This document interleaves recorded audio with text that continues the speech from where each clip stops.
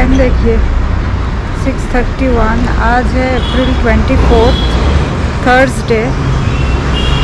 सच कहूँ तो good morning बोलने का भी मन नहीं हो रहा है और ये चाय पे चीयर्स बोलने का भी मन नहीं हो रहा है, क्योंकि हमारे कंट्री में जो हो रहा है वाकई में ये सेलिब्रेट करने का तो टाइम नहीं है, या तो गुड मॉर्निंग गुड नाइट बोलने का भी टाइम नहीं है। परसों कश्मीर में जो हुआ है उसके बाद सच में कल तो पूरी दिन मैं सच में ही शॉक में थी और व्लॉग बनाने का मन भी नहीं हो रहा है, क्योंकि इतना ग्रूसम वाला एक चीज़ हुआ है नॉर्मल टूरिस्ट लोगों के साथ। ये तो मतलब इमेजिन करना ही मुश्किल है कि ऐसा कुछ हो सकता है।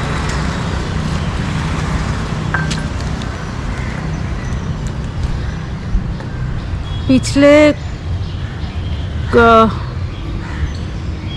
आई थिंक पिछले कुछ सालों से 2020 2021 I mean lockdown, post lockdown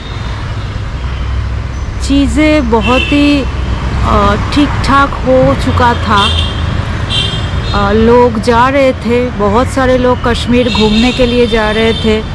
मैं भी प्लान कर रही थी कि नेक्स्ट ईयर जाऊँ, बट सडनली ऐसा हो जाएगा कौन सोचा था।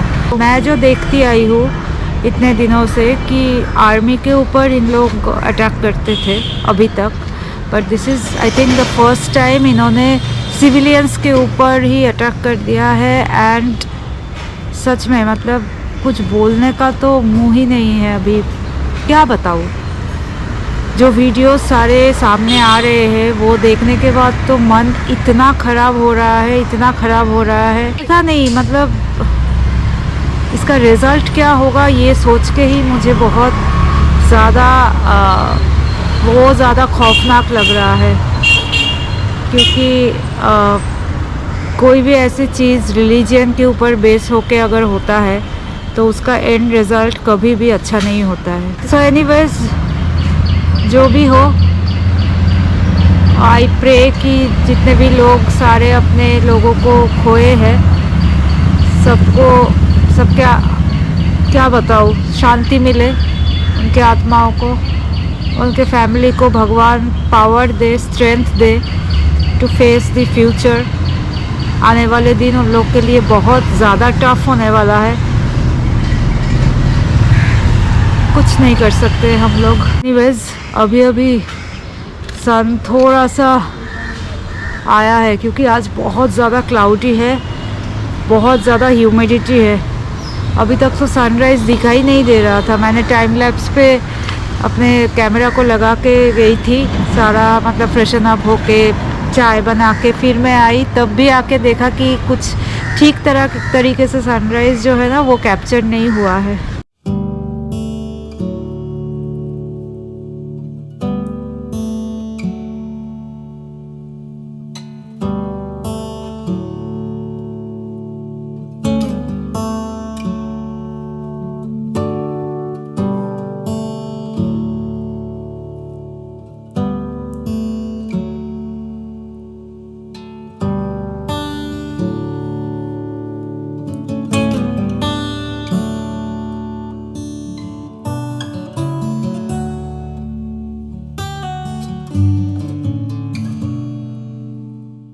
पिछले कुछ दिनों से मैं व्लॉग नहीं बना पा रही हूँ।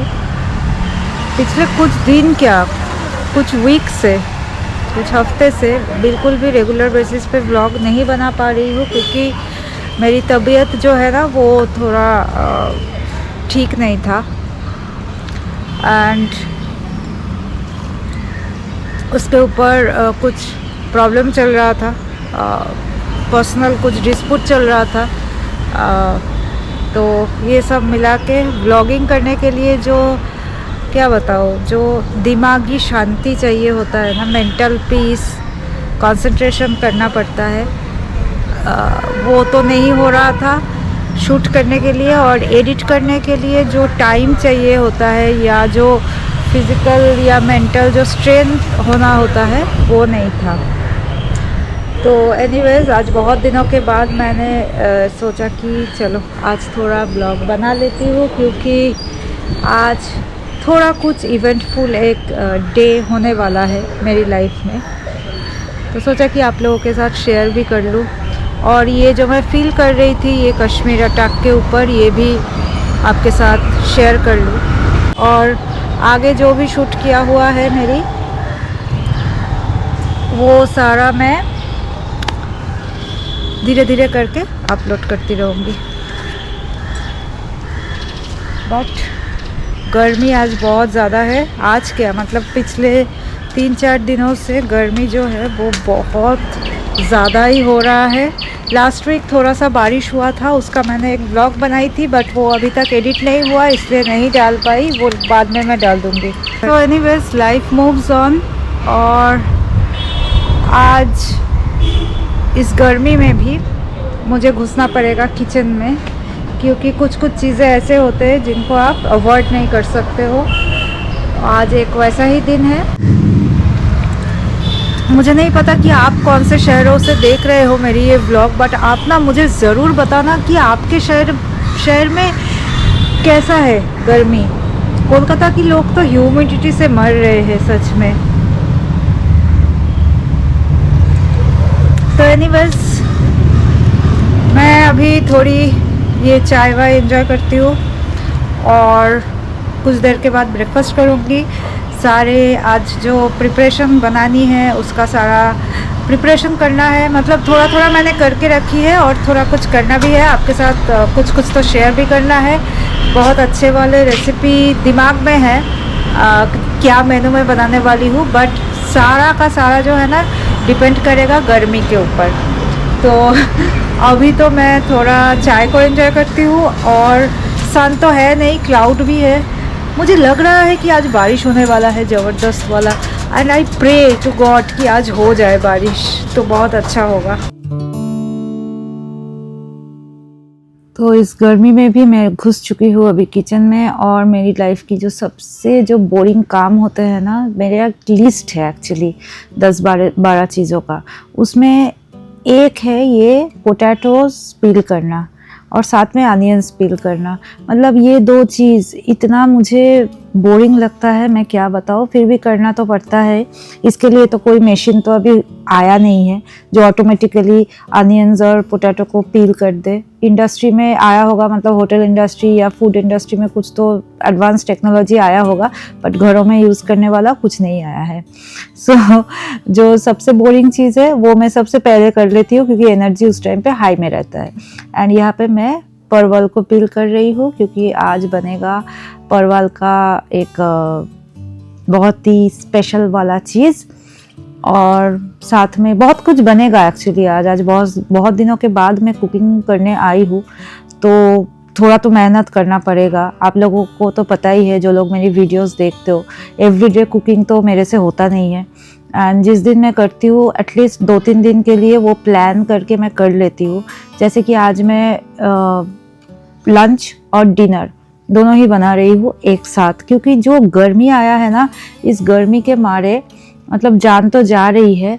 और इतने में अगर आप ज़्यादा से ज़्यादा देर किचन में रहते हो ना, तो मतलब कोई क्या बताओ इसका, मतलब ये ना कोई बात ही नहीं है कि आप गर्मी में इतना ज़्यादा किचन में रहते हो।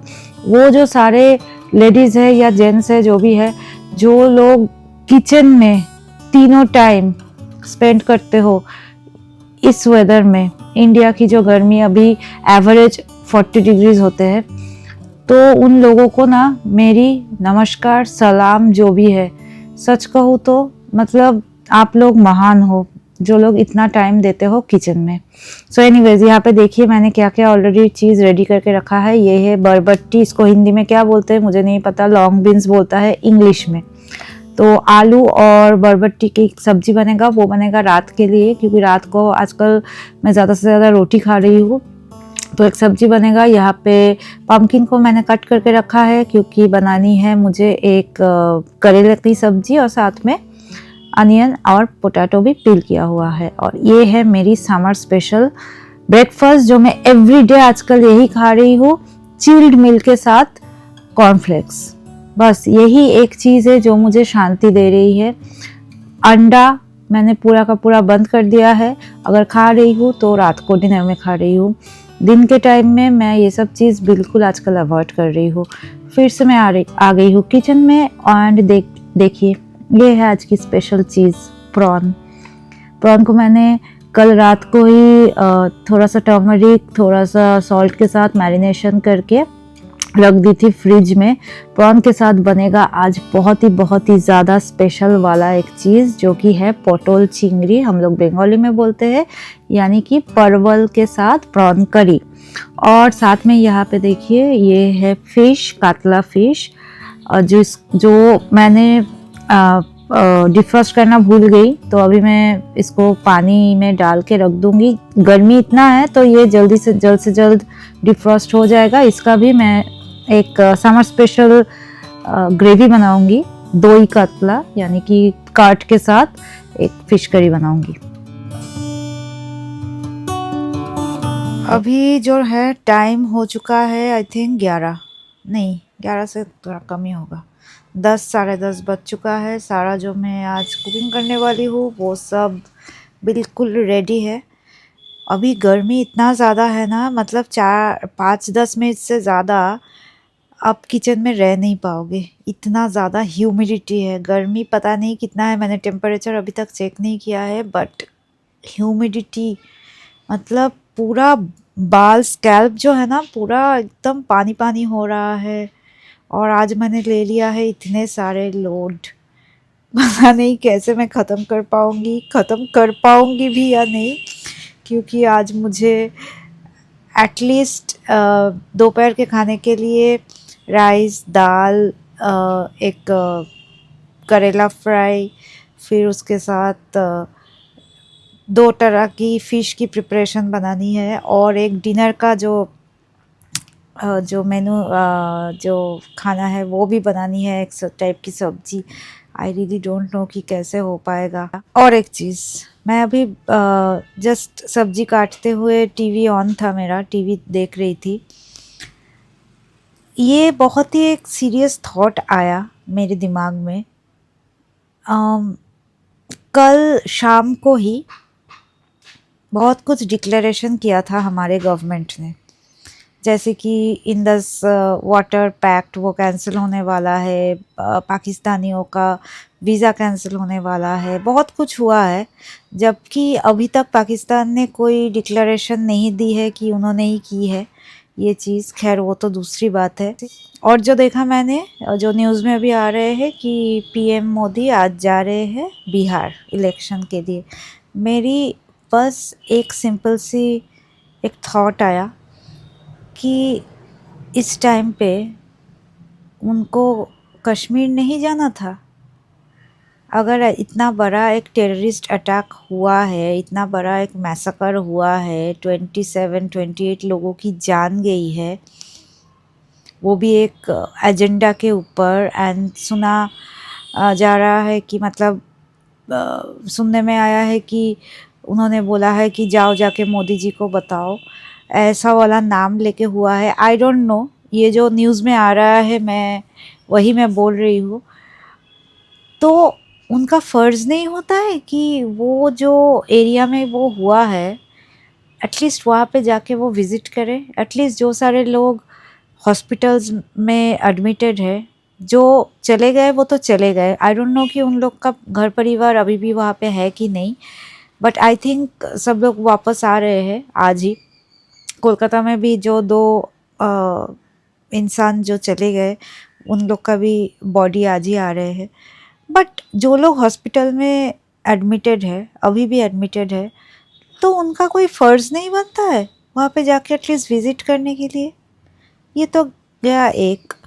दूसरा मेरी दिमाग में एक ख़्याल आ रहा है, मैं जो टीवी देख रही हूँ कि सारे जो ये रिपोर्टर्स हैं, सारे मीडिया वाले सारे पहुँच गए हैं कश्मीर। घर से लोगों को बाहर निकल के पूछताछ कर रहे हैं। आप बताओ, आपके साथ टेररिस्ट का लिंक है, आप ये है वो है। देखिए, मैं ये सब बात बोल के इस ब्लॉग को खाम का इतना ज़्यादा लंबा नहीं करना चाहती हूँ, बट ये क्वेश्चन मेरे दिमाग में आ रहा है एंड इसलिए मैं आपके साथ शेयर कर रही हूँ कि वो लोग कश्मीर में जाके उनसे सवाल कर रहे हैं, तो एक सिंपल सी सवाल गवर्नमेंट को क्यों नहीं किया जा रहा है कि सिक्योरिटी कहाँ था?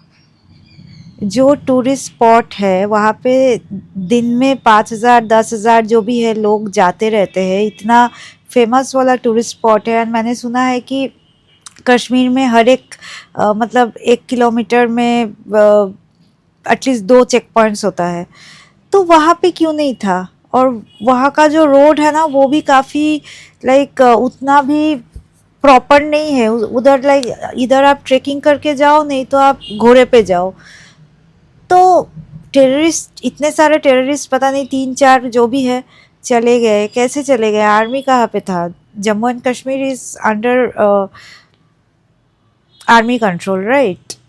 तो ये मुझे ना समझ में नहीं आ रहा है बिल्कुल भी। और जितना भी मैं न्यूज़ देख रही हूँ तो दिमाग का ना दही हो रहा है सच में।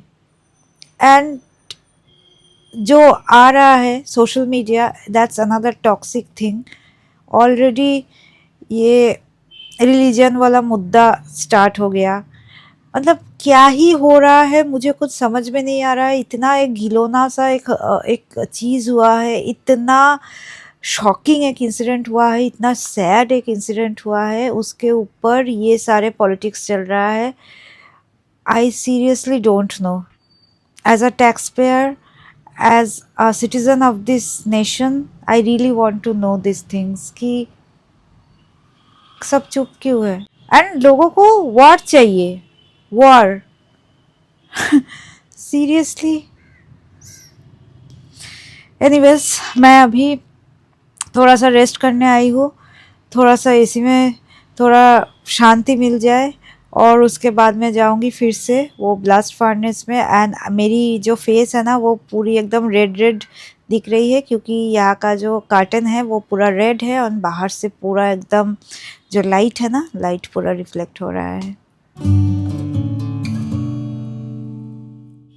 गर्मी आने से ही ना हमारे बंगालियों के घरों में ये वाली दाल खाने का जो क्रेविंग होता है ना वो बहुत ज़्यादा हो जाता है। ये है मसूर की दाल जो आज मैं बनाने वाली हूँ, एक बहुत ही पतला वाला मसूर के दाल। और वो भी मैं आज खाने वाली हूँ गोंधराज लेबू के साथ, जो कि है नींबुओं का राजा गोंधराज लेबू, जिसका variety I think only West Bengal में ही मिलता है। I really don't know, but वो जो नींबू है ना वो मसूर दाल के साथ एक अलग ही कॉम्बिनेशन है। तो यहाँ पे दाल को भी मैं बॉईल करने के लिए रख रही हूँ टर्मरिक और थोड़ा सा सॉल्ट के साथ। और क्योंकि ये बिल्कुल पतला बनेगा इसलिए थोड़ा पानी मैंने ज़्यादा ऐड की है और साथ में थोड़ा सा मस्टर्ड ऑयल भी डाली है। एंड यहाँ पे मैंने स्टार्ट कर दी है अपनी जो डिनर है, डिनर वाली जो सब्जी है उसकी प्रिपरेशन। इसके लिए वाइट ऑयल में मैंने लिया है 5 फोरन, यानी इसमें है कलौंजी, मेथी, ज़ीरा, सौंफ और राई दाना। उसके साथ थोड़ा सा ग्रेटेड गार्लिक को मैंने फ्राई कर ली है। गार्लिक ऑलरेडी मेरे पास जो चॉप्ड है वो फ्रीज किया हुआ होता है, आपको तो मालूम ही है जो लोग मेरे व्लॉग्स देखते हो, इतना टाइम सेविंग होता है ये। उसके साथ मैंने थोड़ा सा अनियन को कट करके थोड़ा फ्राई कर ली है और मैं यहाँ पे डाल रही हूँ उसके बाद आलू एंड बरबट्टी। अनियन को उतना ज़्यादा देर तक फ्राई नहीं करना है, बस थोड़ा सा उसका कलर चेंज हो जाए, उसका जो रॉ वाला स्मेल चला जाए, उसके बाद ही ये हो जाता है। एंड ये जो सब्जी है ना इतना सिंपल होता है लेकिन खाने में इतना मस्त होता है। बट ये सब्जी आज ना मैं, क्योंकि मैं रोटी के साथ खाने वाली हूँ इसलिए मैं ऐसे बना रही हूँ। बट यूजुअली मैं जब भी ये वाली सब्जी बनाती हूँ या तो प्रॉन के साथ बनाती हूँ, नहीं तो एक और चीज़ होता है ड्राई फिश के साथ, तो ये वाला कॉम्बिनेशन मस्त लगता है। तो यहाँ पे मैंने डाली है थोड़ा सा कुटी हुई लाल मिर्च, थोड़ा सा हल्दी, थोड़ा सा कुटी हुई जीरा, धनिया और साथ में है सॉल्ट, जो कि है बेसिक सी सब्जी का मसाला, मतलब कोई भी चीज़ों का इंडियन मसाला जो भी है। तो ये मैंने डाल दी है और साथ में मैं इसको अच्छे से मिला के थोड़ा सा फ्राई कर लूँगी जब तक कि ये जो स्पाइसेस की जो कच्चापन है वो चला ना जाए।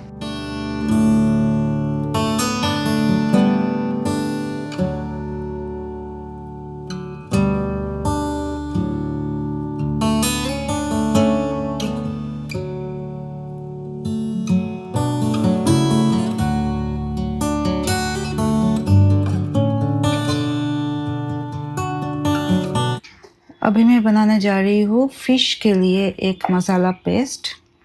इसके लिए मैंने ली है थोड़ी सी काजू, कैश्यू और थोड़ा सा मगजदाना। ठीक है, इसका मैं एक पेस्ट बनाने वाली हूँ।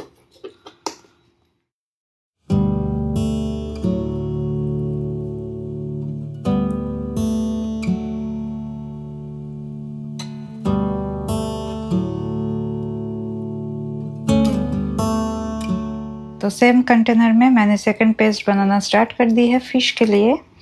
और इसके लिए मैंने ले ली है एक बड़ा साइज़ का अनियन और साथ में कुछ ग्रीन चिलीज़। इसको भी करना है मुझे ब्लेंड।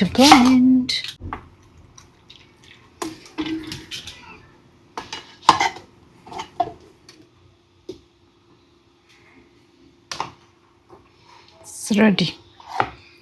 फ़िश के लिए जो भी चाहिए वो रेडी है। इसके अलावा जो भी अदर इंग्रेडिएंट्स है वो आपको मैं दिखाऊंगी जब मैं ये कुक करूंगी तब।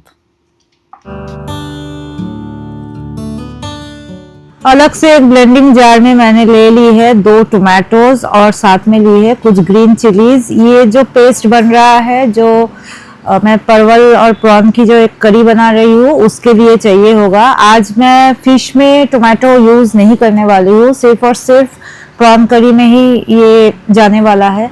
तो इसको भी मैं अच्छी तरह से ब्लेंड कर ली है। एंड ये जो सब्जी बनता है ना, आप प्लीज़ इसको ध्यान से देखना और एक बार घर में बनाना। बहुत टेस्टी होता है, बहुत टेस्टी होता है। ये देखिए, ये पूरा का पूरा बन चुका है। एंड यहाँ पे ये जो बरबट्टी की जो सब्जी है ये तो ऑलमोस्ट फ्राई हो चुकी थी। अभी मैंने डाली है इसमें थोड़ा सा चॉप्ड टोमेटो और साथ में डाल दी है मैंने थोड़ी पम्पकिन। ये पम्पकिन मैंने उस टाइम पे कटिंग किया करेले की जो सब्जी बनाऊंगी उसके लिए, बट मुझे लगा कि थोड़ा सा जो बच गया था वो फ्रीज में भी खराब हो जाएगा क्योंकि गर्मी इतना ज़्यादा है। कुछ कुछ सब्जी ऐसे होता है जो जल्दी खराब हो जाता है, तो इसलिए मैंने उसको क्या किया, थोड़ा सा चॉपिंग करके इसमें भी डाल दी है। एंड इसका कॉम्बिनेशन बहुत सही होता है। और यहाँ पे देखिए दाल भी बिल्कुल हो चुका है। दाल इतना मतलब गाढ़ा गाढ़ा बना है ना, इतना गाढ़ा तो नहीं चाहिए। इसका हाफ मैं आज यूज करूंगी, हाफ में बाद में कभी यूज कर लूंगी। ये मैं फ्रीज करके रख दूंगी तो ये बाद में कभी भी यूज हो सकता है। एंड यहाँ पे देखिए मैंने करेले की जो सब्जी है वो मैंने, एक्चुअली सब्जी नहीं है ये, हम लोग इसको बंगाली में बोलते हैं उच्चे कुमड़ो भाजा, तो वो करना स्टार्ट कर दी है। कुछ नहीं है, बस ऑयल लेके वो जो करेला है उसको अभी थोड़ा फ्राई कर लेनी है, थोड़ा सा क्रिस्पी होने तक। मतलब थोड़ा सा ब्राउन भी आप बना सकते हो, थोड़ा सा ग्रीनिश भी आप रख सकते हो, वो तो आपके पर्सनल चॉइस के ऊपर डिपेंड करता है। तो मैं एक बैलेंस रखना अच्छा लगता है मुझे, तो मैं बीच में ही रखती हूँ। ज़्यादा कच्चा भी नहीं रखती हूँ और ज़्यादा मैं उसको ब्राउन भी नहीं करती हूँ। तो उसको ना अच्छे से फ्राई कर लेनी है। और क्योंकि ये मैंने बहुत पतले पतले से कटिंग की है तो इसमें बहुत ज़्यादा टाइम नहीं लगेगा। और यहाँ पे देखिए ये जो मेरी डिनर के लिए जो सब्जी है ये पूरा एकदम बन चुका है। बिल्कुल इसमें से कोई कच्चा वाला स्मेल नहीं आ रहा है। सारे जो सब्जी है इंडिविजुअली बहुत अच्छे से सॉफ्ट हो चुका है। और इसमें ना कभी कभी ब्लैक चाना वो भी मिलाने से बहुत अच्छा टेस्ट आता है। तो ये तो भाई रेडी है। आज के मेनू में एक चीज़ ऑलरेडी मेरी कंप्लीट है।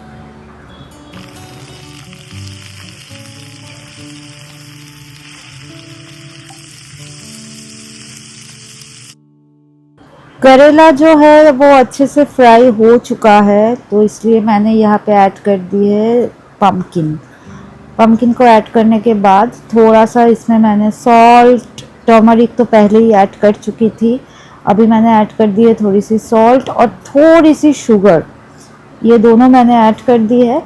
एंड यूजुअली मैं ग्रीन चिली एकदम पहले ऐड करती हूँ जब मैं करेले को फ्राई करती हूँ, बट आज मैंने सोचा कि थोड़ा लास्ट में ऐड करूँगी चॉप करके, तो ये हो जाएगा। इसमें ज़्यादा टाइम नहीं लगता है।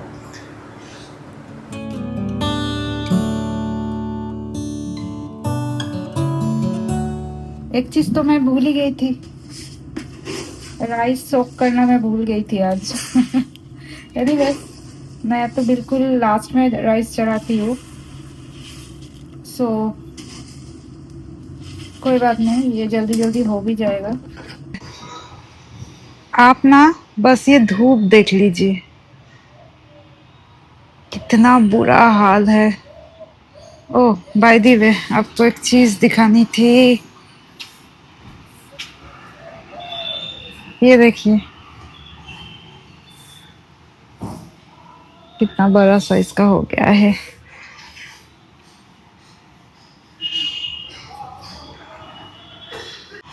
यहाँ पे मतलब 2 मिनट रहना भी सनस्ट्रोक होने के लिए रेडी होना होगा, इतना ज़्यादा धूप है।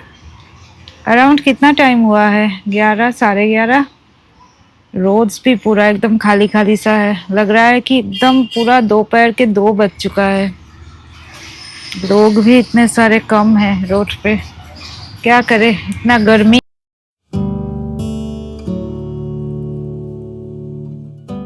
मैं जब भी किचन में घुसती हूँ ना, एक ही बार में मैं सारा काम ख़त्म करके निकल जाती हूँ। बट आज मैं क्या कर रही हूँ, इंस्टॉलमेंट में आके मैं काम कर रही हूँ। तो यहाँ पे परवल की जो सब्ज़ी है, उसके लिए जो आलू एंड परवल दोनों को अलग अलग से मैं फ्राई करके अलग से रख दूँगी, क्योंकि यही इसका रेसिपी है। और यहाँ पे जो है ये करेला फ्राई हो रहा है, ऑलमोस्ट हो चुका है। यहाँ पे परवल और आलू फ्राई हो चुका है, एंड वो सेम जो ऑयल है उसमें मैं अभी प्रॉन्स को भी फ्राई कर लूँगी। बट प्रॉन्स फ्राई करने का ना एक टिप्स बोलिए, रूल बोलिए, जो भी है, प्रॉन्स को ज़्यादा फ्राई नहीं करना पड़ता है। फ्लेम को मैंने मीडियम टू लो पे रखा है, एंड प्रॉन्स को मैंने बहुत हल्के हल्के से बस ऑयल में डाल के थोड़ा सा 10 to 15 सेकेंड्स इधर उधर करके फिर मैं उसको रख दूंगी अलग से।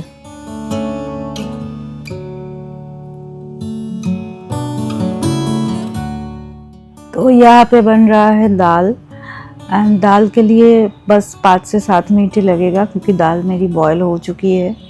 एंड यहाँ पे बन रहा है बंगाली मसूर की दाल, इसलिए सरसों की तेल ली है मैंने, दिस इज़ मैंडेटरी। और साथ में उसमें मैंने बे लीफ, थोड़ी ड्राई रेड चिली और बंगालीज फेवरेट 5 फोरन वो ऐड कर दिया है। एंड उसके बाद जब एक रोबस्ट वाला स्मेल आएगा, आपका किचन जब महक उठेगा और आपके आसपास की पड़ोसियों का घर भी जब एकदम महक उठेगा, आपको उनके कप्स की आवाज़ सुनाई देगी, तो समझ जाना कि अनियन ऐड करने का टाइम आ गया है। यहाँ पे मैंने डाल दिए हैं बहुत सारे अनियंस, एंड उसको थोड़ा ब्राउन करके मैंने फ्राई कर ली है। और साथ में मैंने जो दाल मैंने बॉईल की थी ना, वो डाल दी है। मैंने यहाँ पे हाफ़ दाल ली है, बाकी जो हाफ़ है वो मैं रख दूँगी फ्रीज़ करके। एंड साथ में मैंने यहाँ पे ऐड कर दी है थोड़ा सा गर्म पानी, क्योंकि दाल मुझे बनानी है थोड़ी पतला। ये पतला ही बहुत सही लगता है। और हाँ, मैंने दाल बॉईल करने के टाइम पे एक गार्लिक की क्लोव डाली थी, वो तो मैश हो गया, बॉईल हो गया, वो मैं दिखाना भूल गई। और गर्मी के टाइम पे हो गया मुझे चाय की क्रेविंग, तो यहाँ पे बन रहा है गर्मा गर्म मिल्क टी। गर्मा गर्म मौसम में गर्मा गर्म चाय पे आपको भी चीयर्स। सच कहूँ तो और बर्दाश्त नहीं हो रहा है, इतना ज़्यादा गर्मी है, इतना ज़्यादा गर्मी है और नहीं हो रहा है। बट मैं ना पॉजिटिव थिंकिंग करती हूँ, तो इसलिए 2 अभी पॉजिटिव जो बातें हैं, एक है कि आज जितना भी मुझे तकलीफ़ हो रहा है, आई नो कि मतलब नेक्स्ट 2-3 दिन तो एकदम मैं बिल्कुल भी फ्री रहूँगी। मुझे एटलीस्ट किचन में नहीं घुसना है, ठीक है। बाकी सारा जो घर का काम होता है वो तो करना ही पड़ता है, वो तो आप स्किप नहीं कर सकते हो। बट कुकिंग का जो है ना, जो मेनली फायर के सामने खड़े होके इस गर्मी में स्वेटिंग करते हुए कुकिंग करना वो बेसिकली एक बार्बरिक वाला टॉर्चर है। जितना भी मैं कुकिंग करना पसंद करती हूँ बट ये मेरे से नहीं होता है, इसलिए मैं ना सारा कुछ मील प्रेप करके रख देती हूँ। सब फ्रीज़ किया होता है सारा, जो जिंजर पेस्ट, गार्लिक पेस्ट, ये वो, मतलब बेसिक सी चीज़ें मैं फ्रीज़ करके रख देती हूँ। बहुत सारे टाइम सेविंग होता है एंड क्या बताऊँ, टाइम के साथ साथ एनर्जी भी सेविंग होता है और थोड़ा मेंटल पीस भी रहता है। एक सेकेंड,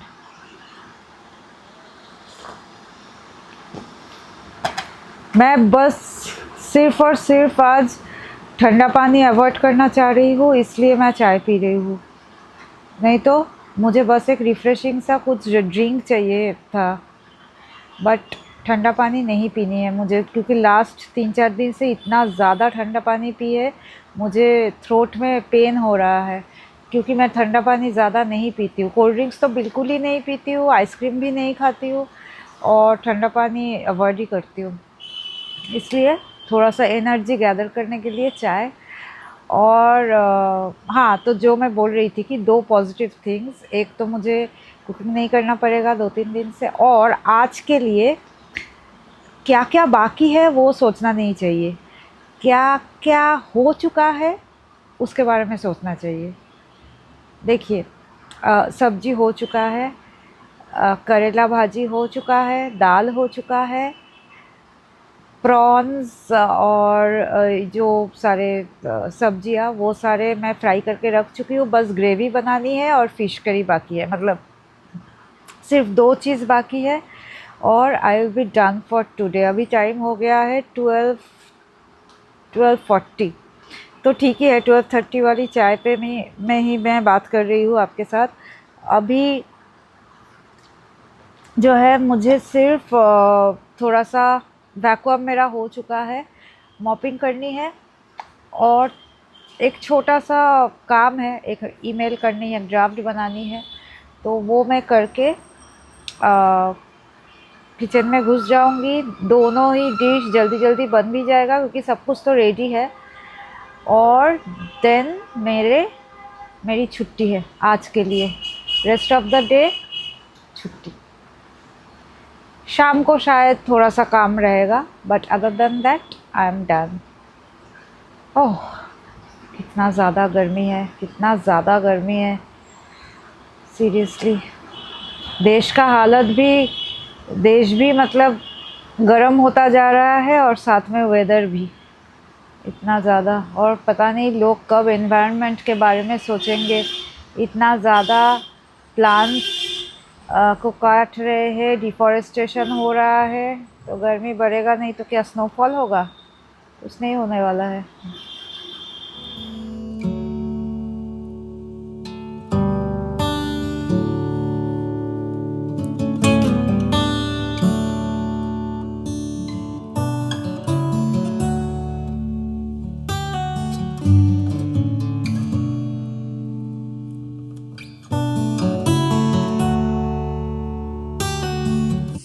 अनियन डन। और ये देखिए, ये जो सारे वो मसाले जो मुझे बॉटल चिंगड़ी के लिए लगेगा, यहाँ पे है धनिया पाउडर, रेड चिली पाउडर, नहीं ये कश्मीरी रेड चिली पाउडर है, सॉल्ट, कूटा हुआ ज़ीरा, रेड चिली फ्लेक्स मतलब कूटा हुआ लाल मिर्च और हल्दी। ये है वो सारे बेसिक सी मसाले जो मुझे चिंगड़ी पोटल के लिए चाहिए होगा। अच्छा, एक चीज़ तो मैंने आपको दिखाना भूल गई, ये है वो फ़िश जिसको मैंने सिर्फ़ और सिर्फ सॉल्ट से मैरिनेशन करके रखा है, क्योंकि ये जो डिश है ना, इसमें हल्दी नहीं होगा, वाइट कलर का होगा, कोरमा टाइप्स।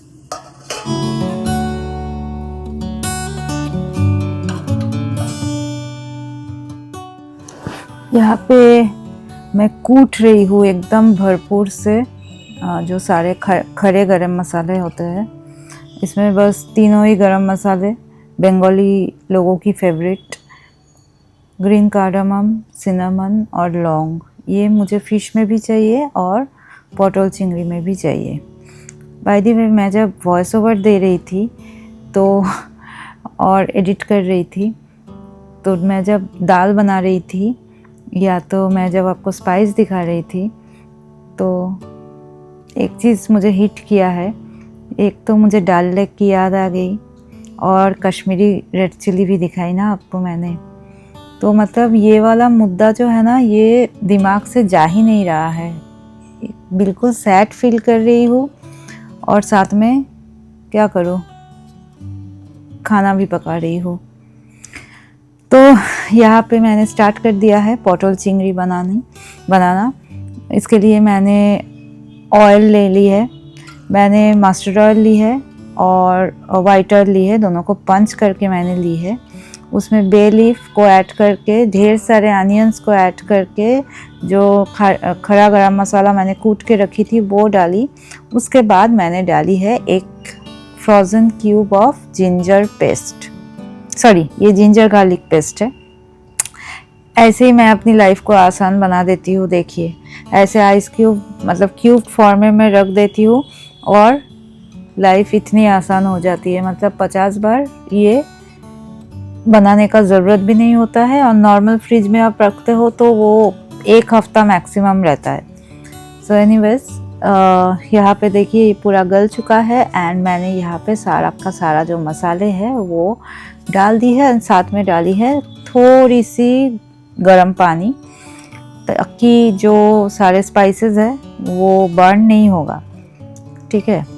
तो इसको भी अच्छे से मतलब पानी डाल के इसको फ्राई करनी है जब तक कि जो अनियंस है ना, अनियंस पूरा एकदम गल ना जाए। तो भुनोफाइंग इज़ द आर्ट, भुनोफाइंग इज़ एन आर्ट एंड भुनोफाइंग is the secret for this recipe, ठीक है। तो जब पूरा एकदम भून चुका है मैंने इसमें ऐड कर दी है जो टोमेटो मैंने ब्लेंड करके रखी थी ग्रीन चिली के साथ, वो मैंने ऐड कर दी है। अगर आप ये डिश बनाओगे एंड आपको अगर मन होगा कि हम लोग चॉप्ड टोमेटो दे देंगे तो आप वो भी दे सकते हो, कोई फ़र्क नहीं पड़ता है। तो मैं ब्लेंड करके देती हूँ ताकि ग्रेवी का जो टेक्सचर है ना वो बहुत अच्छा बन जाए। तो देखिए यहाँ पे मैंने डाल दी है वाइट ऑयल क्योंकि मुझे फ़िश फ्राई करनी है। यूजुअली जो बंगाली फ़िश करी होते हैं वो यूजुअली सरसों के तेल में फ्राई किया जाता है और हल्दी के साथ मैरिनेट किया जाता है। बट ये वाली जो डिश है दोई कातला, ये इसमें हल्दी यूज़ नहीं होता है और सरसों के तेल अगर आप यूज़ करोगे तो ऑब्वियसली वो ग्रेवी येलो कलर की हो ही जाती है। तो इसलिए ये वाली जो डिश है ये सफ़ेद बनता है, ठीक है। बट आज एक ट्विस्ट है। आज जो मैंने बोला है और जो मैंने बनाई है उसमें फ़र्क है, क्योंकि बाद में मुझे लगा कि एक ट्रिब्यूट, छोटी सी ट्रिब्यूट तो देना चाहिए। तो आप देखते रहो, आपको समझ में आ जाएगा कि मैंने क्या किया है आज फ़िश करी के साथ। तो देखिए फ़िश को मैंने एकदम ब्राउन करके थोड़ा फ्राई कर ली है। मुझे ना थोड़ा क्या बताऊँ, थोड़ा जो ज़्यादा फ्राइड किया हुआ फ़िश है वो ज़्यादा पसंद है। वैसे तो ये वाले रेसिपी में फ़िश को एकदम लाइक ना के बराबर फ्राई किया जाता है, बट मैं पसंद करती हूँ थोड़ा अच्छा वाला क्रिस्पी वाला फ़िश, ठीक है। एंड यहाँ पे ये पोटल चिंगड़ी के लिए जो सारे स्पाइसेस था वो बिल्कुल एकदम पक चुका था, भुनो फ्राई होके जो अनियन से पूरा गल चुका था। तो मैंने फ्राइड पोटैटो और परवल डाल के पानी डाल के उसको पकाने के लिए रख दी है। एंड यहाँ पे फ़िश का जो ऑयल था उतना ऑयल तो नहीं चाहिए, तो मैंने थोड़ा ऑयल कम करके इसमें अनियन पेस्ट, जो अनियन को मैंने ग्रीन चिली के साथ जो पेस्ट बनाई थी वो डाल दी है। वो डालने के बाद थोड़ा सा फ्राई करने के बाद जो गरम मसाला मैंने बनाई थी अभी अभी, तो हमंदिस्ता, हाँ उसमें वो भी मैंने डाल दी है। अभी मैंने डाली है इसमें बे लीफ, और ये देखिए ये another life saving, time saving, energy saving चीज़ है। ये है जिंजर पेस्ट की क्यूब। यकीन कीजिए जो लोग आप यूज़ करते हो तो यूज़ करते हो, जो लोग यूज़ नहीं करते हो आप आज से ही ये वाला चीज़ बनाना स्टार्ट कर दीजिए। आई टेल यू, जो वर्किंग लेडीज़ है जो इसके पास बहुत सारे काम होते हैं, जो मॉम है जिनके पास बच्चे होते हैं, उनके लिए तो लाइफ सेविंग है भाई। तो साथ में मैंने क्यूमिन पाउडर भी ऐड कर दी है, ठीक है। और जिनको मेरी वो चीज़ देखनी है ना, मील प्रेप वाली, आप ज़रूर देख लेना, मेरी वीडियो में है। ये देखिए यहाँ पे है ट्विस्ट, यहाँ पे हल्दी, रेड चिली पाउडर कुछ ऐड नहीं करना था, बट पता नहीं मैं कैसी हो गई, मेरी दिमाग शायद ब्रेन में वही वाला चल रहा था, कश्मीरी रेड चिली। तो कश्मीर था जिसके नाम में, और कश्मीर के बारे में जो हम लोग बात कर रहे हैं, इतना सोच रहे हैं, तो मैंने सोचा कि चलो आज एक ट्विस्ट करते हैं, थोड़ा सा कश्मीर को ही ट्रिब्यूट दे देते हैं, थोड़ा कश्मीरी रेड चिली ऐड कर देते हैं, क्या होगा, मतलब कलर में एक फ़र्क आएगा, बट लेट्स सी कैसा आएगा। But end result was too good guys. तो मैं तो अभी से ये जब भी मैं बनाऊंगी, मैं Kashmiri red chilli powder add करूंगी ही करूंगी। तो मैंने कैश्यू पेस्ट जो बनाई थी वो डाल के थोड़ा फ्राई कर ली थी। फिर मैंने अभी डाल दी है दही, एंड दही डालने के बाद एकदम फ्लेम को लो में डाल के मैं पका रही हूँ। साथ में मैंने ऐड कर दी है सॉल्ट एंड शुगर, साथ में थोड़ा सा घी। यूजुअली फिश करी में शुगर तो ऐड नहीं होता है, बट ये वाले पर्टिकुलर जो प्रिपरेशन है इसमें थोड़ा सा शुगर ना ऐड करना पड़ता है, नहीं तो इसमें क्या होता है ना, क्योंकि ये इसका पूरा जो ग्रेवी का बेस है ये क्योंकि दही का है तो ये बहुत खट्टा हो जाता है, तो वो बैलेंस करने के लिए इसमें थोड़ा सा स्वीटनेस डाला जाता है। एंड साथ में जब दही ऑलरेडी ऑयल छोड़ना स्टार्ट कर दिया है तो मैंने इसमें ऐड कर दिया है फ्राइड फिशेस। अभी इसको मुझे दम में रखना है, और उसके पहले थोड़ा सा ग्रीन चिली मैंने यहाँ पे ऐड कर दी है, ठीक है। और यहाँ पे लेट्स सी, ये देखिए यहाँ पे सब्जी जो है पूरा का पूरा एकदम कुक हो चुका था, बिल्कुल नरम हो चुका था। तो यहाँ पे मैं जो फ्राइड प्रॉन्स था वो मैंने ऐड कर दी है, along with all the oils. जिस ऑयल में मैंने प्रॉन को फ्राई की थी वो ऑयल भी मैं प्रिजर्व करके रख दी थी, तो वो भी मैंने ऐड कर दी है। एंड अभी ना मुझे इसको एकदम खुला पकानी है, इसके ऊपर कोई लीड नहीं डालनी है, बस मीडियम टू लो फ्लेम में इसको मुझे खुला ही छोड़ देनी है, जब तक कि इसका जो सारा टेक्सचर है ना, वो मतलब जो ग्रेवी का टेक्सचर है थोड़ा कम ना हो जाए। और ये मेरी फ्रेंड्स के लिए, फ्रेंड्स से मेरे पास रिक्वेस्ट था, वो लोग इतना पसंद करते हैं मेरी ये डिश, इसलिए मैं थोड़ा सा ज़्यादा ही अमाउंट में बना रही हूँ, क्योंकि मुझे पार्सल भी करना है उन लोगों को, उनको बहुत पसंद है। तो देखिए मैंने गैस ऑफ कर दिया है, और साथ में मैंने घी और थोड़ी सी ग्रीन चिलीज भी ऐड कर दी है, ठीक है। और साथ में ये है गरम मसाला, ये होममेड गरम मसाला है, वही ग्रीन कार्डमम, सिनेमन, लौंग, एंड थोड़ा सा इसमें मैं ब्लैक पेपर ऐड करती हूँ। इसको थोड़ा सा स्टर कर लेती हूँ, एंड ये पूरा बन जाएगा। एंड इसको थोड़ा सा रखना है मुझे दम पे, ठीक है, बस डन।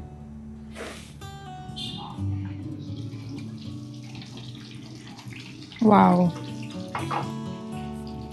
ये भी बिल्कुल रेडी।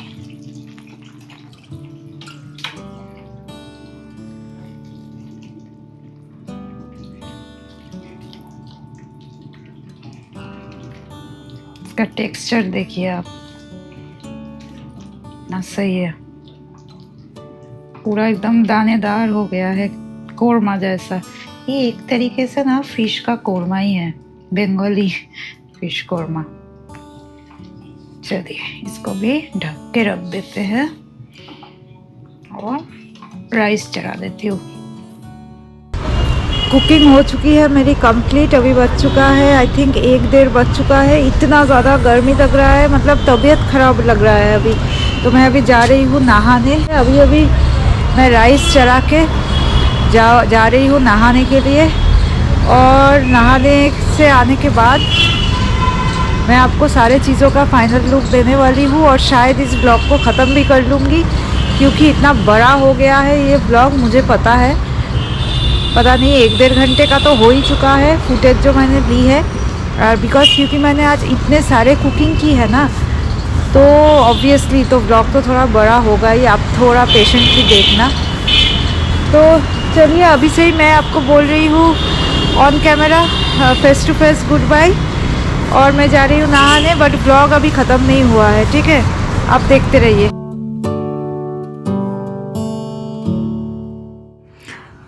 मैं बस जा ही रही थी नहाने के लिए, तब मुझे सडनली याद आया कि आज की जो सारा मैंने इतना मेहनत करके कुकिंग की है, जो सबसे स्टार इंग्रेडिएंट है उसी को मैंने रेडी नहीं की है। मैं आपको बोल रही थी ना गोंधराज लेबू के बारे में, यही है हमारे बंगाल के स्टार गोंधराज लेबू। इसमें जो खुशबू है, इसमें जो टेस्ट है, मतलब कोई कोई कोई कंपैरिजन नहीं है। ये पता नहीं, मतलब बहुत लोग इसको बोलते हैं कि थाई लेमन के साथ इसका कुछ सिमिलैरिटीज़ है, बट मुझे नहीं लगता है, जो कैफीर लाइम होता है उसके साथ, but I don't think so. ये वाला जो है ना, ये वाला लेमन, अगर आप लोग जो बंगाली हो उसको तो इसका सेंटिमेंट पता है, बट जो लोग नहीं हो ना, आपको बंगाल आना पड़ेगा, तब भी जाके ये इसका जो हेवनली टेस्ट आपको मिलेगा। सो इसको भी मैं अभी फ्रिज में रखूँगी, क्योंकि खाने के टाइम पे मुझे ये खानी है। बस रेडी। सारे के सारे कुकिंग कंप्लीट है। चलिए एक एक करके दिखा देती हूँ आपको। ये तो ऑब्वियसली सॉरी, ये है राइस,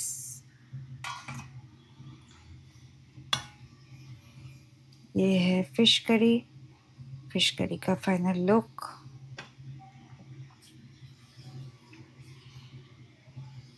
ये है पोटल चिंगड़ी, यमी वाला। ढक्कन खोलते ही इतना अच्छा स्मेल आ रहा है, मैं क्या बताऊँ। और ये है दाल, मैं तो सिर्फ दाल से खाने वाली हूँ, इतनी ज़्यादा गर्मी है। ये है उच्छे कुमड़ो भाजा। इतना ज़्यादा मुझे भूख लग चुका है, मैं भी खाना खा लेती हूँ।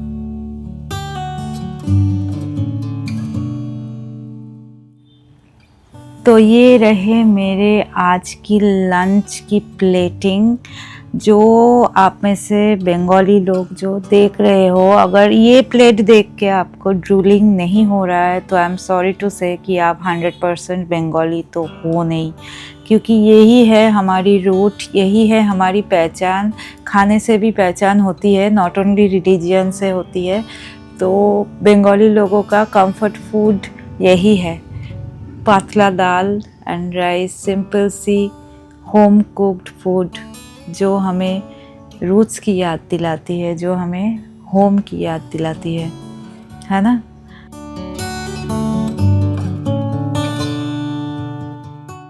क्योंकि गर्मी के मारे और कुछ खाने का इरादा भी नहीं था, मन भी नहीं था।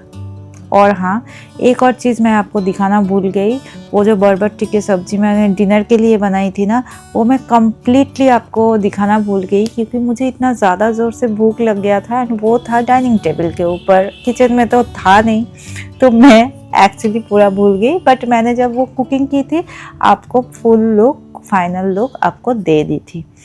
तो एनीवेज, अभी मैं नींबू निचोड़ के एकदम अपनी मील को एंजॉय करूँगी, और ये व्लॉग को यहीं पे ख़त्म करूँगी। वापस भी आऊँगी एक और नए व्लॉग के साथ। तब तक आप सब लोग बहुत अच्छे से रहिए। देश में जो हालत है वो ठीक नहीं है, हमेशा जो अफवाह फैलाया जाता है उसमें बिलीव मत कीजिए, ठीक है। तो stay healthy, stay happy, stay well and stay fit. मिलते हैं एक नए व्लॉग में बहुत जल्द। Bye bye.